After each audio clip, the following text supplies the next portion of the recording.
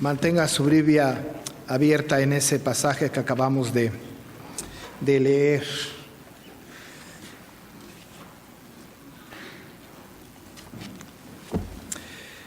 Hemos estado hablando en las semanas anteriores del capítulo que está antes que del capítulo 13.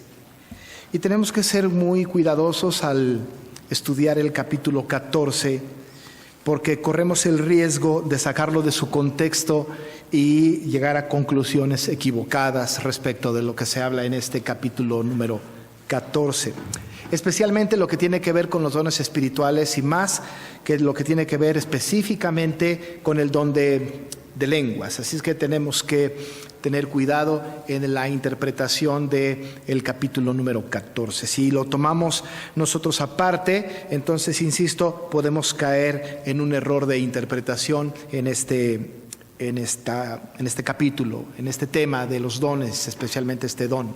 Por eso es importante el sermón expositivo, porque va tomando las ideas ligadas una tras otra en el hilo conductor del pensamiento del autor, para ir concatenando, pues para ir uniendo pensamiento y poder estar en el pensamiento del autor, que por cierto es inspirado por el Espíritu Santo a lo largo de todo un texto, de todo un capítulo, para que no nos salgamos de ninguna manera de la idea con la que el apóstol Pablo escribió a una iglesia conflictiva, una iglesia con dificultades, especialmente ahora pensando en sus temas de adoración pública, en sus cultos públicos, que el capítulo 12, 13 y 14 trata de una manera muy puntual, específicamente lo que tiene que ver con los dones. Así es que tenemos que ir con cuidado con esto. Ya hemos visto la importancia de el amor que nos ha dicho el apóstol Pablo. Habló de los dones, pero al final del capítulo 12 había dicho él: les muestro un camino aún más excelente, y ese camino aún más excelente es el camino del amor. El capítulo 13 completo, que bien puede estudiarse aparte como un tema diferente, si está dentro de este maravilloso libro de instrucción para nosotros, inspirado por el Espíritu Santo. Entonces dice el camino mejor, un camino aún más excelente, y luego nos muestra el tema del amor y nos habla del amor de una manera muy, muy interesante, y nos hace resaltar que aun y cuando tenemos nosotros la posibilidad de tener grandes dones como el don de lenguas, bueno, pues dice el apóstol: si yo hablo lenguas humanas y angélicas y no tengo amor, vengo a ser como metal que resuena o símbolo que retiñe. Y al final del versículo 2 dice: si no tengo amor, en realidad nada soy. Y entonces trajimos a la mente una frase que decía: por encima de los dones que edifican está el amor que permanece. Está el amor que está prevaleciendo. Entonces podemos tener todos los dones, maravillosos dones, pero si no tenemos amor, diría el apóstol en su propio lenguaje, nada soy. No sirve de absolutamente nada. Podemos tener el mejor don del servicio, el mejor don de la enseñanza,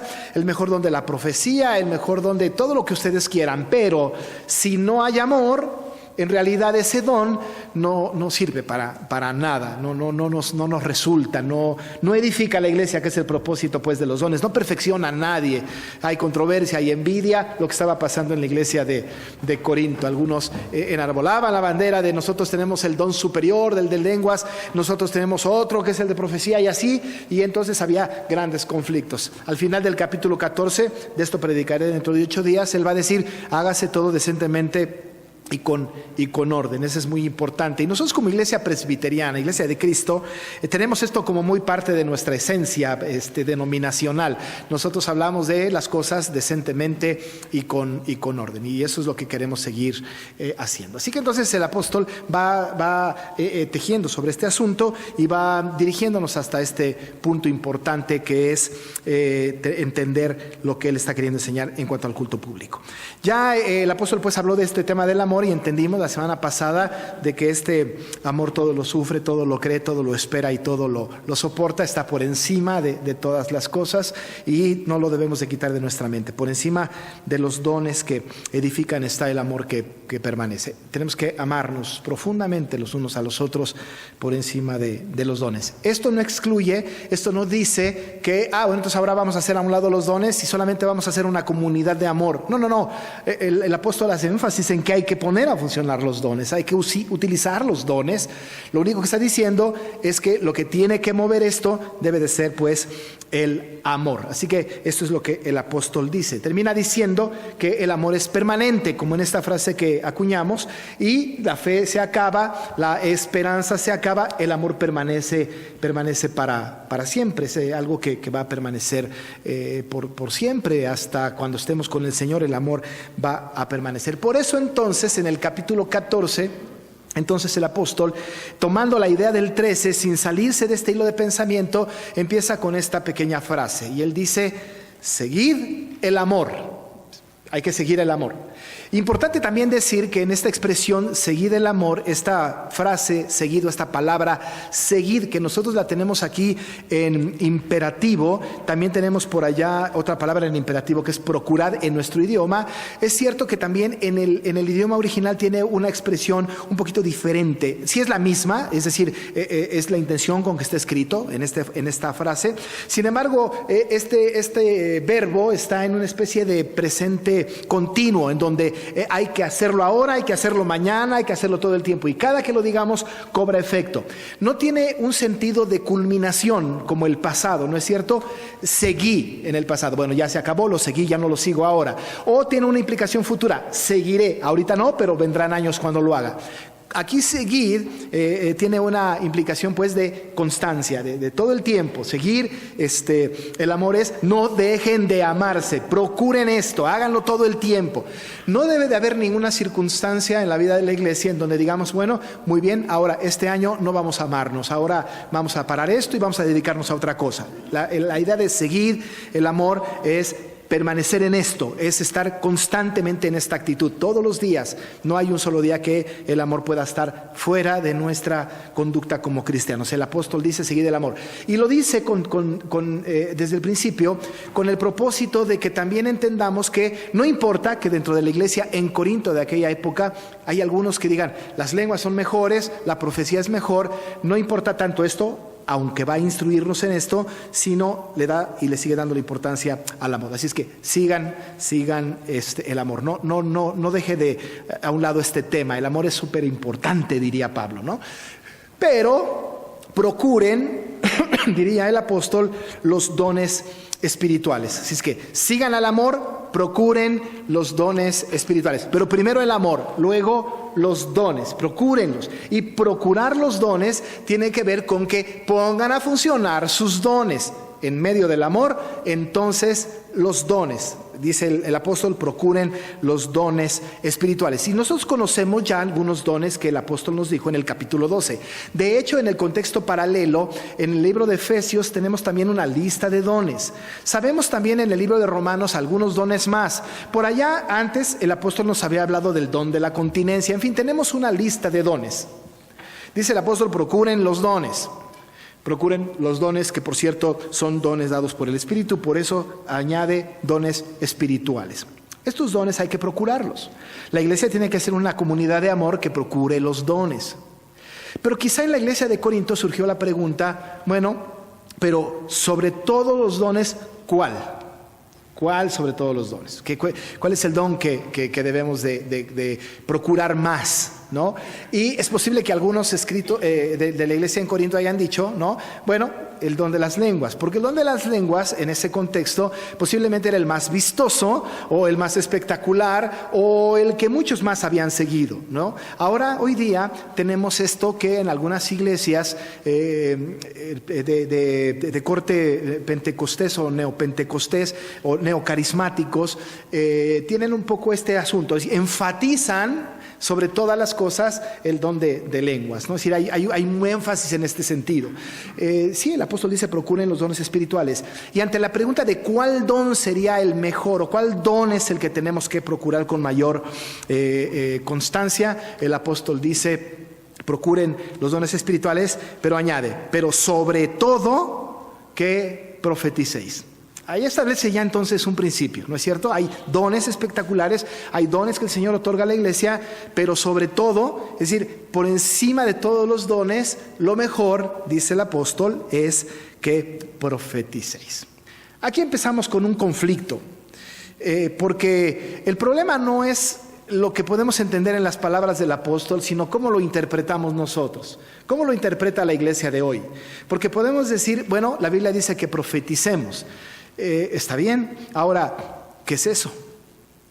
¿Cómo lo hacemos? ¿Cómo se hace? ¿Qué es esto de profetizar? Porque hay dones, según la Biblia, que habla de que a algunos les fue otorgado el don de la profecía. ¿Pero qué es esto de profetizar? Y tenemos que hacer un alto entonces para analizarlo muy brevemente, solamente en este sermón, este asunto de lo que es profetizar. ¿Qué es esto de profetizar? Pablo dice, están los dones, procúrenlos, pero sobre todo profeticen. ¿Y esto cómo se hace? Tenemos que revisar entonces el asunto en el contexto completo de toda la Biblia y tenemos que analizar lo que los profetas hacían en el Antiguo Testamento y lo que los profetas hacían en el Nuevo Testamento, y de ahí nosotros tenemos que sacar cómo es que debemos nosotros entender este maravilloso don de la profecía.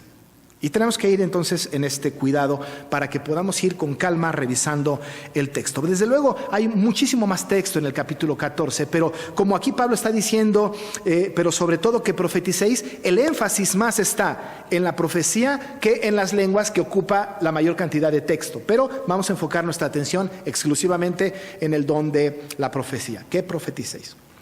Ahora bien, entendiendo o tratando de entender esto en el contexto de toda la Biblia, tenemos que revisar la tarea veterotestamentaria del profeta, es decir, del Antiguo Testamento, y la tarea neotestamentaria del profeta, es decir, el profeta en el Nuevo Testamento. Ciertamente hay profetas tanto en el Antiguo Testamento como en el Nuevo. Si quisiéramos contar, bueno, tenemos una gran cantidad, la mayoría del oficio profético predictivo en el Antiguo Testamento. Ponemos a todos los profetas, los mayores, los menores, y no solamente los profetas, sino incluso los patriarcas también de repente hacían algo de profecía. Así que entonces, mayormente en el Antiguo Testamento. Pero ¿cómo sucedía la profecía en el Antiguo Testamento? En el Antiguo Testamento la profecía tenía un sentido teocéntrico. ¿Qué es esto? Que el profeta, como leímos nosotros ahora en Jeremías en el capítulo 1, en los primeros 9 versículos que ya se leyó, vemos nosotros que el profeta es elegido por Dios. ¿No es cierto? Él dice a Jeremías, desde antes de que nacieses te conocí, te vi en el vientre de tu madre y te entregué por profeta a las naciones. Es decir, es algo que Dios decidió. Ninguna persona en aquel tiempo levantaba la mano para decir, Señor, yo quiero ser profeta. Esto era imposible, no podía existir la posibilidad. En el Antiguo Testamento Dios escogía a aquel que iba a ser profeta y le daba tarea muy concreta, muy específica. En ese pasaje de Jeremías también vemos que el Señor le dice a Jeremías, vas a hablar lo que yo te diga y voy a poner en tu boca lo que yo quiero que tú digas. Así que entonces también entendemos que el profeta del Antiguo Testamento no podía decir lo que se le ocurriera, ni pudiese hacer una evaluación de la cultura o de la historia, sacar sus conclusiones y hacer una profecía. Hoy día podemos hacer eso, ¿no? Porque analizamos la historia económica del mundo y entonces decimos, en el futuro va a haber una gran crisis económica y nos va a ir muy mal, entonces ya estamos haciendo profecía. Pero evaluamos al mundo, la realidad de nuestro mundo, y sacamos conclusiones. En aquel tiempo no importaba la circunstancia del mundo en el que vivían los profetas del Antiguo Testamento. De todas maneras, independientemente de la evaluación del profeta, ellos tenían que hablar exclusivamente lo que Dios había dicho que hablaran. No podían hablar una cosa diferente, ninguna cosa diferente. Tenían la tarea, pues, de hablar solo lo que Dios les decía. Esta profecía que ellos tenían que hacer tenía algo en común en toda la labor profética del Antiguo Testamento. La labor común es que toda la profecía, de manera directa o indirecta, anunciaban la venida del Mesías. Toda la profecía. Algunas muy directas. Tenemos ejemplos en Isaías, en Malaquías, en Jeremías incluso. Tenemos profecías muy concretas en Miqueas, anunciando el nacimiento de Jesús en Belén. En fin, tenemos profecías que claramente apuntaban hacia el Mesías. Otras no. Otras anunciaban la destrucción de un pueblo o anunciaban alguna crisis. Pero igual, de manera secundaria, esta crisis llevaba y apuntaba a la venida del Mesías. Toda la profecía del Antiguo Testamento tenía su mirada puesta y el anuncio de él que había de venir. Recuerde que en el Antiguo Testamento no estaba la Biblia escrita. Tenían la Torá, la ley de Dios, que solamente constaba de los 5 primeros libros de la Biblia, el Pentateuco, y nada más. Entonces empezaban ellos a construir esta revelación progresiva, y los profetas iban anunciando exclusivamente lo que Dios les decía, y tenían como centro de atención la venida del Mesías. Va a venir, Jesús va a venir, viene pronto, y está anunciada, y anunciada, y anunciada, y anunciada, y anunciada. Por eso el autor de Hebreos nos enseña que el Señor vino, ¿no? Y los santos hombres hablaron, y que ahora la palabra profética está revelada en el Hijo. Es decir, que el Señor trajo la verdad anunciada por aquellos hombres, profetas y patriarcas del Antiguo Testamento. Así que esa es la tarea del profeta del Antiguo Testamento. Pero había una denuncia, porque había profetas del Antiguo Testamento que habían malentendido la labor profética y empezaban a distraer la atención del pueblo en el Antiguo Testamento. En este mismo profeta de Jeremías, el Señor, disgustado con estos profetas mentirosos, escribe una sentencia que es lapidaria y les dice a aquellos profetas. Esto está, y lo voy a leer literalmente para no restarle fuerza al pasaje. En Jeremías 23, mire cómo lo dice a partir del verso 30, 31 y 32. Se lo voy a leer. Por tanto, he aquí, dice el Señor, que yo estoy contra los profetas, dice Jehová, que hurtan mis palabras cada uno de su más cercano. Dice Jehová: he aquí que yo estoy contra los profetas que endulzan sus lenguas y dicen, Él ha dicho. He aquí, dice Jehová, yo estoy contra los que profetizan sueños mentirosos y los cuentan y hacen errar a mi pueblo con sus mentiras y con sus lisonjas, y yo no los envié ni les mandé, y ningún provecho hicieron a este pueblo, dice Jehová. Yo no los mandé, yo no los envié. Cuentan sueños mentirosos, hacen errar a mi pueblo. Yo no los mandé. Están diciendo lo que quieren para provecho personal. Dice, estoy en contra de que el que profetiza sueños mentirosos y los cuenta. Qué fuerte palabra. En aquel tiempo había profetas, pues, que contaban cosas distintas, no lo que Dios les había dicho, sino lo que ellos imaginaban. Hacían errar al pueblo y lo dirigían por un camino diferente. Por cierto, no era una profecía que les llevara a la esperanza de la venida del Mesías. Diríamos hoy día, esto ya no pasa hoy, pero déjeme decirle la noticia más dura: sí pasa hoy. Porque hay profetas hoy mentirosos que cuentan sus sueños, que cuentan sus historias y han hecho errar a mucho pueblo evangélico de nuestro tiempo. Bueno, pero en aquel tiempo esto sucedía. La profecía entonces tenía que ser dirigida hacia el Mesías. Veían hacia el futuro, va a venir el Mesías, y lo anunciaban. Pero ¿cuál era la labor profética del Nuevo Testamento? En el Nuevo Testamento hay una intención un poco diferente. La intención del Nuevo Testamento, otra vez, el Mesías. Cristo es el centro de la historia, Cristo es el centro de la profecía, y en el Nuevo Testamento lo que sucede es que ahora van a anunciar el evangelio de aquel que ya vino. Ahora el profeta tiene la tarea de anunciar el evangelio del que ya llegó. Ya vino, ya está, nos enseñó, estuvo entre nosotros, habló a nosotros. Ahora la tarea del profeta en la Biblia, en el Nuevo Testamento, tenía que ver con el cumplimiento de la profecía del Antiguo Testamento, y ambas profecías, tanto en el Nuevo como en el Antiguo, convergían en la cruz de Cristo. Ahora nosotros ya no tenemos por qué estar haciendo profecías del futuro, porque ¿qué anunciamos? Si la profecía tiene implicaciones mesiánicas, ¿qué anunciamos hacia adelante? Alguno dirá, bueno, anunciamos la segunda venida de Cristo. Yo diría sí, pero incluso esta también está anunciada en el Antiguo y en el Nuevo Testamento. Hoy día entonces, esta profecía predictiva, esta profecía de anunciar lo que va a venir, ya no nos corresponde a nosotros, porque todo está escrito en la revelación especial de Dios. Ahora ya no hay más nada que decir. Sin embargo, el profeta hoy día tiene que anunciar lo que Dios dice en su palabra, y tiene como centro, lo mismo que en el Antiguo Testamento, a Jesucristo. Anunciar a Jesucristo. Cuando llegó a Tesalónica, Pablo dijo, yo he venido a anunciarlos a aquel, decía, a aquel que resucitó de los muertos, a Jesucristo. Así que entonces el anuncio del profeta del Nuevo Testamento tiene como tarea anunciar a Jesús, el que vino. Pero todavía había una confusión ahí, porque seguramente en la historia contada por algunos creyentes recordaban algunas historias o incluso pudieron haber hecho referencia de algunos profetas predictivos contemporáneos. Y ciertamente en el Nuevo Testamento hubieron 3 profecías predictivas, todavía, no más, 3. Estas 3 profecías predictivas que surgieron en el Nuevo Testamento anunciaron algo que iba a suceder en el futuro, pero una vez acabadas estas 3, se acabó el afán profético predictivo y la profecía cobró un matiz distinto. ¿Cuáles son estas 3 o estos 3 momentos de profecía predictiva? Tenemos que recordarlos ahora. Tenemos, por ejemplo, al profeta Agabo. Usted recordará que él predice una hambruna muy seria en todo el mundo romano durante el reinado del emperador Claudio. Esto lo anuncia Agabo. Ahora, para que usted tenga la mente más fresca, está en Hechos 11:28, dice el texto. Y levantándose uno de ellos, llamado Agabo, daba a entender por el Espíritu que vendría una gran hambre en toda la tierra habitada, la cual sucedió en tiempo de Claudio. Así que entonces Agabo profetizó esta hambruna y sucedió.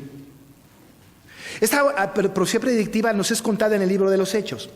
Es muy importante también saber que el libro de los Hechos tiene que ser interpretado a partir de su estilo literario, que es historia.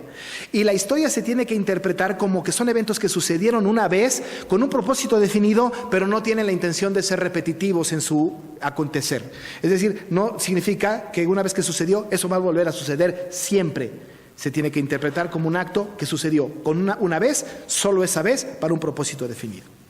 El libro de los Hechos también cuenta otra profecía predictiva. Un día estaba el apóstol Pablo en un buque en medio de la tormenta en el mar Mediterráneo y un ángel le dijo que las 276 personas que iban a bordo se iban a salvar de un naufragio. No había sucedido, pero un ángel habló con Pablo y le dijo: van a naufragar, pero todos los que están contigo se van a salvar. Es algo que iba a suceder. La constancia está en Hechos 27, 23 en 25. Dice: porque esta noche ha estado conmigo el ángel del Señor, de quien soy y a quien sirvo, diciendo: Pablo, no temas, es necesario que comparezcas ante César, y he aquí Dios te ha concedido todos los que navegan contigo. Por tanto, oh varones, tened buen ánimo, porque yo confío en Dios, que será así como se me ha dicho. Ahí había otra profecía predictiva. Pero hay una más, o un ejemplo más. Ese es el ejemplo de Juan, el apóstol, cuando escribió Apocalipsis. Escribe todo lo que has visto, todo lo que ves. Y él escribió el Apocalipsis dictado por el Señor en una gran visión que tuvo Juan de la segunda venida de Cristo. Era una profecía predictiva. Después de estos 3, no encontramos en la Biblia más profecía predictiva. Se acabó. No más. Ahora, sucede que hoy día tenemos nosotros algunas corrientes que siguen pensando en la profecía predictiva. Dios me dijo y entonces yo lo aviso. Si está en la Biblia, bienvenida la palabra de profecía. Es lo que dijo Jehová a través de su revelación especial. Pero si lo que me dice no está en la Biblia, entonces esto cae más en la adivinación que en una profecía bíblica. Ahora, hay personas que tienen el don de la profecía, pero son personas que hablan la voluntad de Dios expresada en su palabra, revelación especial. No más. Pero por otro lado, desde el punto de vista de la interpretación de este pasaje que estamos estudiando, hemos de entender que ahora la intención de la profecía es una intención completamente diferente a la que se entiende en la mayoría de nuestras iglesias aquí en este tiempo. Y Pablo lo dijo a los corintios y les dio cómo debe de funcionar o para qué funciona el don de la profecía. Mire cómo lo dice en el verso 3. Pero el que profetiza, dice él, habla a los hombres, muy bien, hasta ahí vamos bien. ¿Para qué? ¿Para adivinar el futuro? ¿Para qué? ¿Para mover la voluntad de la iglesia? ¿Para qué? ¿Para traer más fondos a la iglesia? ¿Para qué? ¿Para encontrar esposa? ¿Para qué? ¿Para qué existe entonces la profecía? Habla a los hombres, ¿para qué? Aquí está el para qué. Para edificación, para exhortación y para consolación. Aquí está en la Biblia. El que profetiza habla a los hombres para edificación, para exhortación, para consolación. ¿Cuál es la labor profética entonces hoy día? Hoy día la labor profética tiene que ver con hablar la palabra de Dios y solamente la palabra de Dios. Y la palabra de Dios tiene que ser hablada para edificación, para exhortación y para consolación. La edificación tiene que ver con que la iglesia, a través del que tiene el don de profeta, debe ser edificada en su palabra. El profeta tiene que enseñar la palabra puntual de Dios. El profeta no tiene la posibilidad ni la autorización de Dios para hablar algo distinto a la palabra. Segunda de Pedro, el libro de Pedro cuando él escribe, mire cómo lo dice en el capítulo 2, verso 21. 1:21, perdón. Desde el 20 dice, segunda de Pedro 1, desde el 20, entendiendo primero esto, que ninguna profecía de la Escritura es de interpretación privada, porque nunca la profecía fue traída por voluntad humana, sino que los santos hombres de Dios hablaron siendo inspirados por el Espíritu Santo. La palabra no viene por voluntad del hombre, la palabra viene inspirada por el Espíritu Santo, y el Espíritu Santo inspiró esta revelación, y desde esta revelación es que tiene que hablar el profeta. Amado hermano, si yo soy profeta o usted es profeta y voy a edificarle a usted, voy a enseñarle a usted, lo tengo que hacer con la palabra. Ninguna cosa humana, ningún concepto humano, ninguna filosofía humana puede caber, sino que tiene que ser la edificación a través de la palabra revelada. Así es que la profecía, dice el texto, habla a los hombres para edificación. Ahora, no solo esto, sino que además la palabra profética, el que tiene este don de profecía, tiene que usarlo no solo para edificación, sino también para exhortación. Es decir, usted tiene una conducta equivocada, yo tengo una conducta equivocada, usted puede venir conmigo y decirme, está en un error, y me va a exhortar. Ahora, no me vaya usted a regañar tomando como base los conceptos y filosofías humanas. Si me va a regañar, le voy a aceptar el regaño si me dice, mira lo que dice la palabra de Dios. Dice la palabra de Dios que estás errando, que estás equivocado, que estás yendo por un camino distinto, que tu pensamiento no es correcto, que tu camino es incorrecto. Esto dice la palabra. Entonces recibo una exhortación maravillosa de una palabra que tiene el don de la profecía, que con la palabra me exhorta, que con la palabra edifica, que con la palabra me exhorta. Pero también con la palabra me consuela. Porque también dice la Biblia que la palabra, la profecía habla a los hombres para edificación, exhortación y consolación. Qué hermoso, hermano, es cuando estamos en crisis, que llegue alguien y nos diga, no te aflijas, el Señor es tu pastor y nada te faltará. Alza tus ojos a los montes y verás que de Él viene tu socorro. ¿Sabe qué está pasando? Estamos siendo profecía. Tenemos palabra profética emanada de la palabra para consolación. No sé qué hacer, no te apures. El Señor cumplirá su propósito en ti.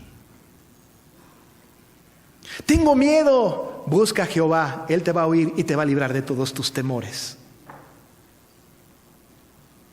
Tengo muchas tribulaciones. No te apures, porque esta leve tribulación momentánea produce en ti un cada vez más excelente y eterno peso de gloria. Es que se está muriendo mi familiar y no sé qué va a pasar. No te preocupes, porque el Señor fue a hacer morada para él, porque en la casa de mi Padre muchas moradas hay, y el Señor fue a preparar lugar. No te apures, porque Él es la resurrección y la vida, y si Él creyó en Jesucristo, entonces no está muerto, sino vivirá para siempre. Y cuando usamos la palabra para consolar, estamos haciendo una labor profética maravillosa. Pero si viene usted conmigo con un conflicto, me dice mi pariente está enfermo, y yo le digo, declaro en el nombre de Jesús que se levantará mañana, esto no es palabra profética. Eso hace errar al pueblo. Eso confunde a la iglesia, porque no utiliza la Biblia para la consolación, son los mejores deseos del que está hablando, pero está haciendo errar al pueblo de Dios. Debemos usar la palabra en la profecía. El que tiene el don de la profecía lo utiliza para hablar a los hombres palabras de edificación, exhortación y consolación. Ya no hay profecía predictiva.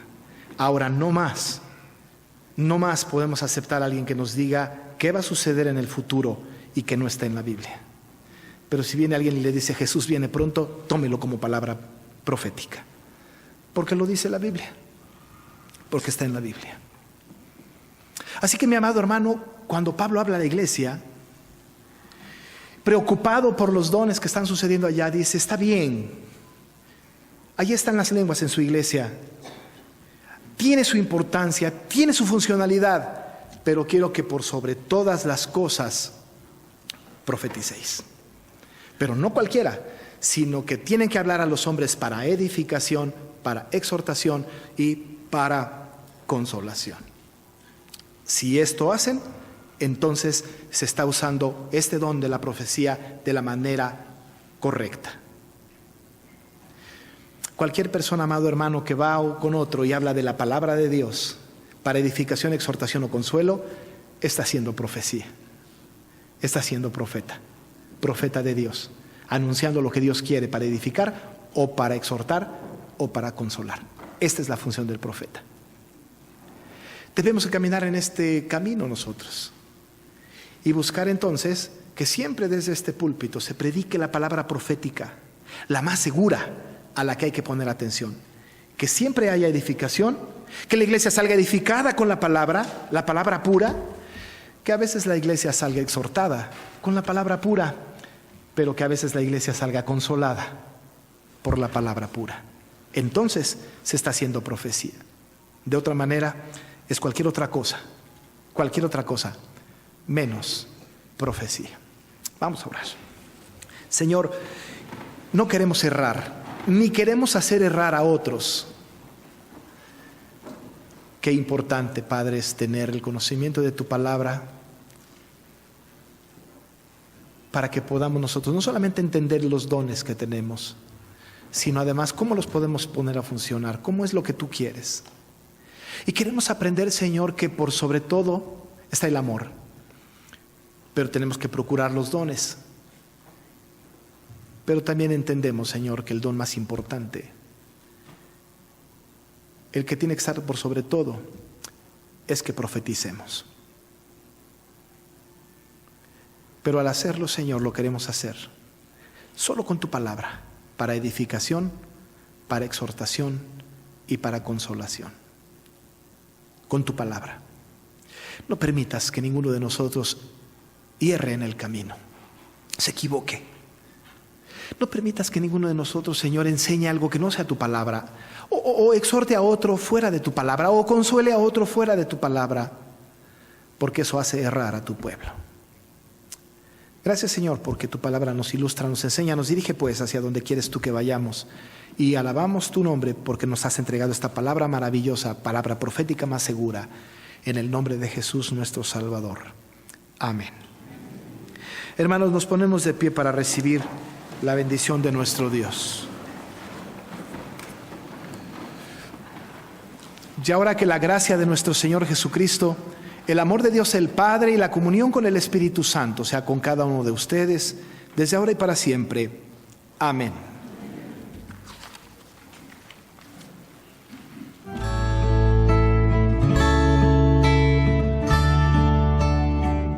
Iglesia Nacional Presbiteriana Príncipe de Paz, ubicada en Humboldt número 50, Colonia Centro, México DF. Si desea mayor información, puede comunicarse al 5518-6114 y 5518-5900 o en la página de internet www.inp-principedepazcentro.org. Recuerde que esta puede ser su iglesia.